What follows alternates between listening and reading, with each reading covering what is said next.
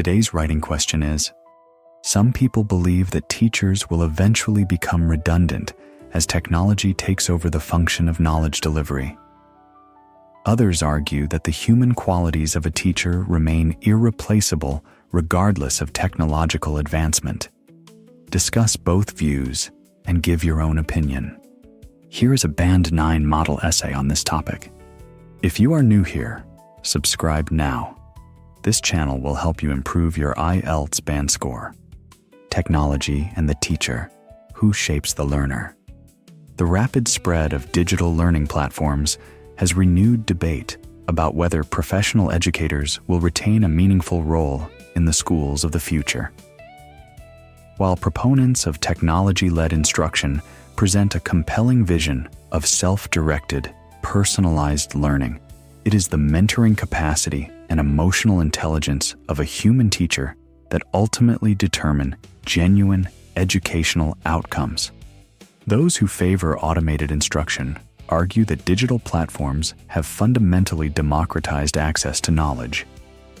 Learners in remote regions can now access high-quality instructional content at negligible cost, making the physical presence of a trained teacher far less operationally essential than it once was. Seldom does any classroom teacher possess the encyclopedic breadth of resources that an adaptive learning system can deploy in real time. Having removed the logistical constraints of fixed timetables and geographical distance, such platforms allow each learner to progress at an individually calibrated pace. Proponents therefore contend that the traditional educator's core function, that of transmitting factual content, has already been largely superseded. This view, however, underestimates the extent to which learning is a fundamentally social and emotional process, rather than a simple transfer of information. It is the nuanced, moment-to-moment responsiveness of a skilled teacher that enables genuine conceptual understanding, as opposed to surface-level data retention. When a student struggles not with content, but with motivation, self-doubt, or interpersonal conflict, no algorithm is equipped to perceive and address these underlying conditions. Teachers also serve as ethical models, demonstrating through their daily conduct the values of intellectual humility, curiosity, and rigorous reasoning. The cultivation of such dispositions, which are widely recognized as the foundation of lifelong learning, requires sustained human presence and cannot be replicated through screen-based interaction alone. In my view, the most educationally sound outcome is one in which technology and teachers operate in genuine partnership, each compensating for what the other cannot provide. If digital tools continue to absorb the delivery of routine factual content, teachers will be liberated to concentrate on the higher-order work that only a human being can perform, nurturing critical thinking, responding to emotional need, and modeling the intellectual virtues that no algorithm can embody. Although technology will undoubtedly continue to reshape the pedagogical landscape, the indispensable qualities of a skilled educator ensure that the role will evolve rather than disappear. In conclusion, while the efficiency gains of technology-led instruction are real and significant, they address only the most mechanical dimension of education. A future where teachers and digital tools work in structured collaboration is both the most realistic and the most humane prospect available. Now let us break this essay down section by section so you can understand exactly what makes it Band 9 quality. Introduction breakdown. The introduction does two things that Band 9 writing always does. First, it paraphrases the question without copying it. The phrase renewed debate about whether professional educators will retain a meaningful role restates the original prompt in entirely fresh language. Second, and more importantly, it states a clear, unambiguous opinion in the final sentence. The writer does not say, "There are good arguments on both sides." The writer commits, "It is the mentoring capacity and emotional intelligence of a human teacher that ultimately determine genuine educational outcomes." That is a thesis, not a fence-sitter. Examiners reward writers who take a position and hold it. Notice also that the introduction is tight, just 2 sentences, which is precisely what is needed at this level. There is no padding, no definition of terms, no unnecessary background information. Body paragraph 1 breakdown. This paragraph presents the technology side of the argument, and it does so with intellectual rigor rather than simple effect listing. The opening topic sentence announces the claim: digital platforms have democratized access to knowledge. What follows is a chain of cause and effect reasoning. The writer does not just say technology is convenient. The writer explains why the physical presence of a teacher becomes less essential, which is that remote learners can access high-quality content at negligible cost. The sentence beginning with "seldom" is worth noting. It places an adverb of frequency at the front of the clause, which forces subject-verb inversion. Seldom does any classroom teacher possess. This is an advanced grammatical construction that signals genuine range. The paragraph ends by naming the specific function that technology has superseded, which is the transmission of factual content. That precision prevents the argument from sounding vague. Body paragraph 2 breakdown. This is the essay's most intellectually developed paragraph, and it is where the writer's own thinking becomes visible. The paragraph opens with a concessive signal.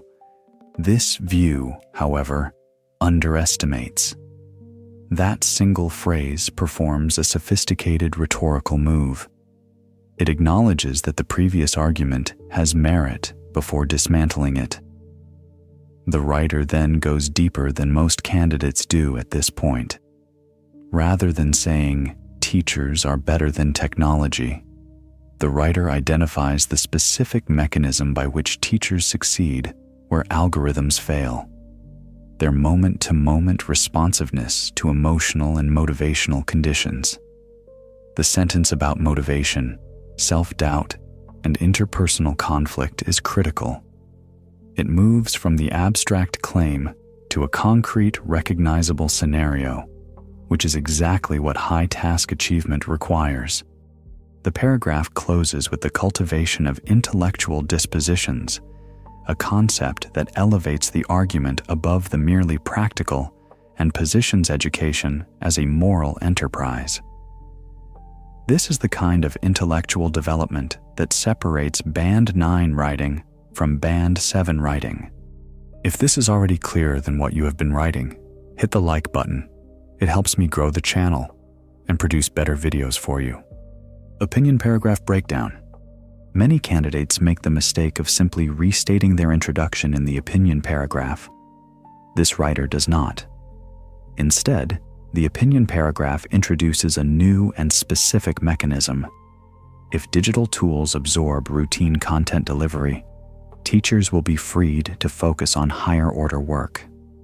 That conditional logic, beginning with, "If digital tools continue to absorb the delivery of routine factual content," is a genuine contribution to the argument, not a repetition of it. The writer then names 3 specific higher-order functions: nurturing critical thinking, responding to emotional need, and modeling intellectual virtues. This list is precise and grounded in the essay's earlier reasoning, which gives the argument internal coherence. The paragraph also contains a concessive clause. Although technology will undoubtedly continue to reshape the pedagogical landscape, which shows the writer can hold 2 ideas in tension simultaneously, a hallmark of sophisticated academic writing. The conclusion is short, balanced, and clear. It does not introduce new arguments.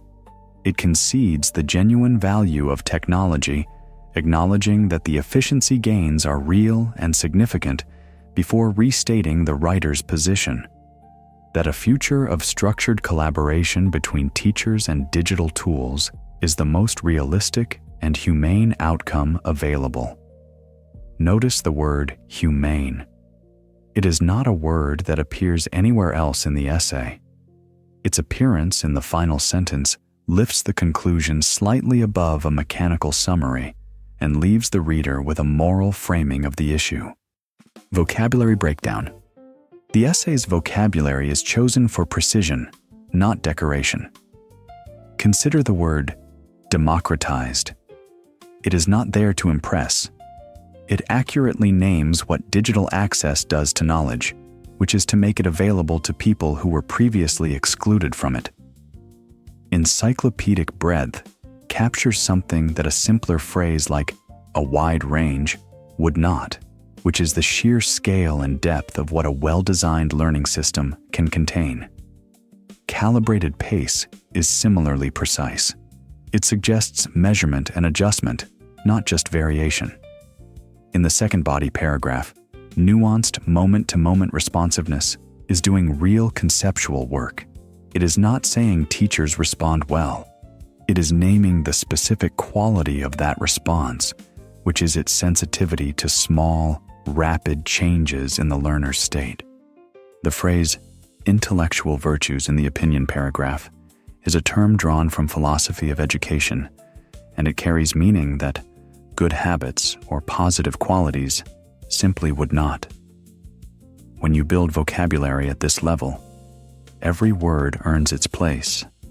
Grammar breakdown. This essay demonstrates a genuine range of grammatical structures, each used correctly and naturally.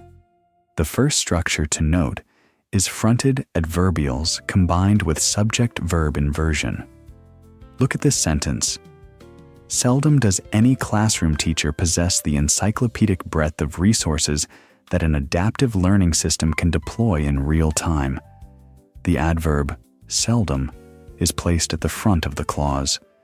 Because it is a negative type adverb, it forces inversion of the subject and auxiliary verb. Does any classroom teacher possess, rather than any classroom teacher possesses. This is a high-level construction that appears rarely in Band 6 or Band 7 writing. The second structure is the defining relative clause. Look at this example. The encyclopedic breadth of resources that an adaptive learning system can deploy in real time. The relative clause beginning with that defines which resources are being discussed. It is attached directly to the noun it modifies and cannot be removed without destroying the meaning of the sentence. The essay uses this structure multiple times, and each instance is grammatically clean. The third structure is the non-defining relative clause. Look at this sentence. The cultivation of such dispositions, which are widely recognized as the foundation of lifelong learning, requires sustained human presence. The clause, which are widely recognized as the foundation of lifelong learning, is placed between commas because it adds information rather than defining which dispositions are meant. Remove it and the sentence still makes sense. That is the grammatical test for a non-defining clause. The fourth structure is the if conditional. The opinion paragraph contains a genuine conditional. If digital tools continue to absorb the delivery of routine factual content, teachers will be liberated to concentrate on the higher-order work that only a human being can perform. This is a first conditional structure, combining an if clause in the present simple with a main clause using will. It is used to describe a realistic future scenario, which is exactly the appropriate context for this structure. The fifth structure is the concessive clause. The essay uses although to open a subordinate clause that acknowledges an opposing point before the main clause delivers the writer's own position. Although technology will undoubtedly continue to reshape the pedagogical landscape, the indispensable qualities of a skilled educator ensure that the role will evolve rather than disappear. This structure demonstrates the writer's ability to handle complex logical relationships within a single sentence. The sixth structure is the passive construction. Look at this clause, which are widely recognized as the foundation of lifelong learning. The passive form, are widely recognized, removes the need to name a specific agent because the recognition is universal. This is a grammatically appropriate and stylistically purposeful use of the passive. What makes this essay Band 9? Task achievement. The writer takes a clear position in the introduction, develops both views with causal reasoning rather than effect listing, and adds original thinking in the opinion paragraph rather than simply restating the thesis. Coherence and cohesion. Each paragraph has a single controlling idea. Each sentence extends the logic of the one before it, and the transition between the two body paragraphs uses a concessive signal that makes the shift in perspective feel natural and reasoned. Lexical resource. Every word choice is precise and purposeful. The vocabulary is academic without being artificial, and no word appears to have been chosen simply because it sounds impressive. Grammatical range and accuracy.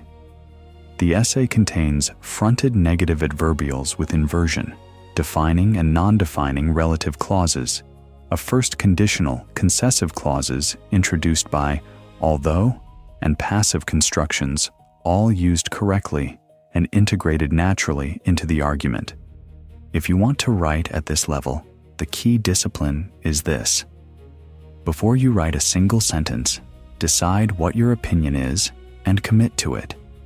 Then build every paragraph so that it advances that opinion, either by presenting the opposing view fairly before refuting it, or by adding a new layer of reasoning in support of your own position. That is the architecture of a Band 9 essay. Start practicing it today, and the score will follow.